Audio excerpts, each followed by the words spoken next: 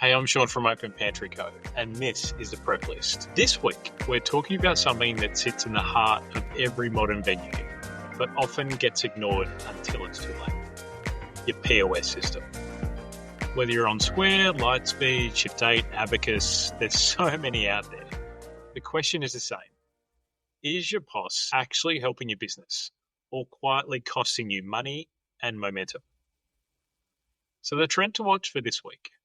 Over the last couple of years, point-of-sale systems have evolved massively. They're no longer just cash registers with screens.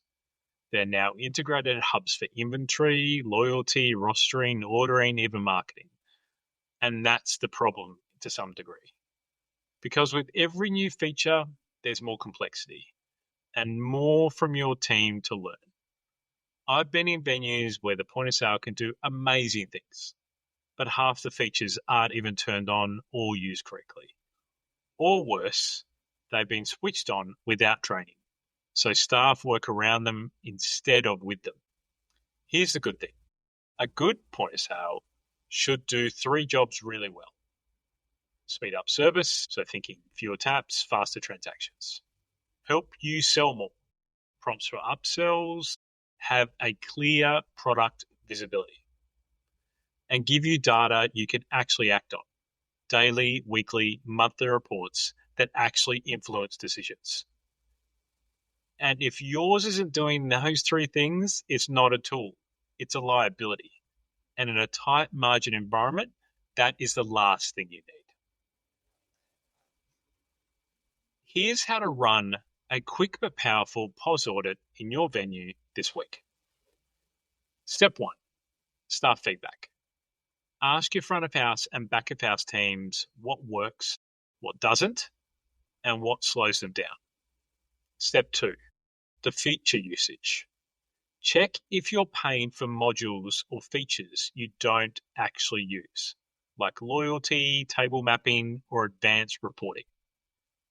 Step 3, what I call the 3-minute test. Hand the point of sale to a new casual employee and see if they can take an order without guidance from you. That's an interesting little tip.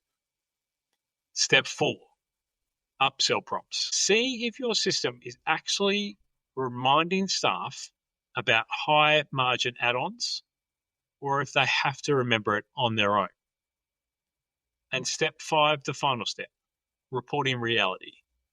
Pull your 5 top reports and ask yourself, when's the last time these actually influence a decision in our business?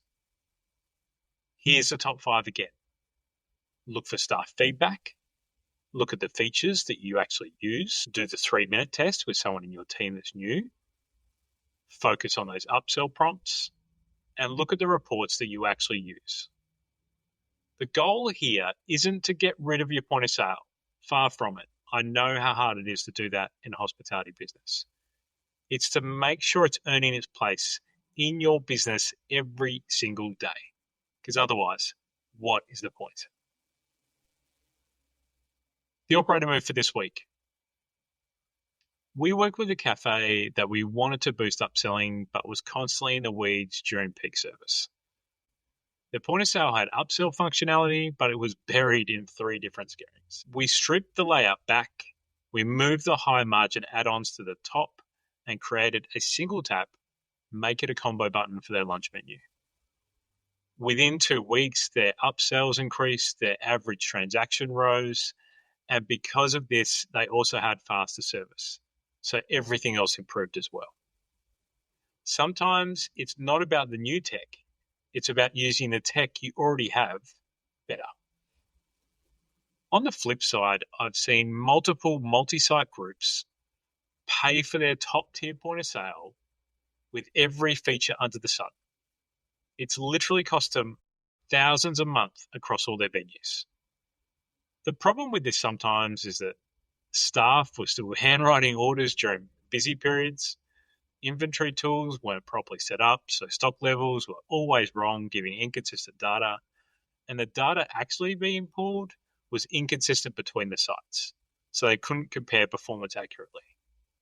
They were paying for the idea of efficiency, but in reality, they slowed down and lost the trust of their own reports. After a full review, they scaled back to a simpler plan, retrained the team, and focused on the features that actually use. Suddenly, the system felt like a help and not a hindrance. This is basically what we do when we go into a venue and do a tech audit. We will look at every single bucket that you're using within inside your business. And before we say, move on to another product, we want to make sure that you're using that tool properly first before we tell you to change. 10 question for the week. This week, ask your team, what is one thing you wish our point of sale did better? And here's the follow-up to that question.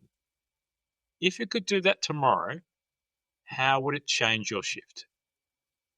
The answers will tell you what's slowing them down and where to focus on the next upgrade or training session. Your point of sale is the heartbeat of your venue. If it's not set up to serve you, it's silently working against you. So do the audit, have the conversations, and remember, sometimes we have to slow down before we speed up. Stripping back, simplifying, and training well will do more for your business than chasing every shiny new feature. That's your prep list for this week. And if this episode's hit home with you, share it with those that you know in the hospitality industry. We'd love to get your feedback and see what you think about it. So leave us a review and a rating. It'd be awesome. And if you haven't connected with us before, you'll see all the links to connect with us in the show notes of this podcast. So you can talk about your new startup venue, your existing venue and how to make it better, or any recruitment that you need around the country. We're doing a lot of that as well. Until next week, we'll see you on the prep list.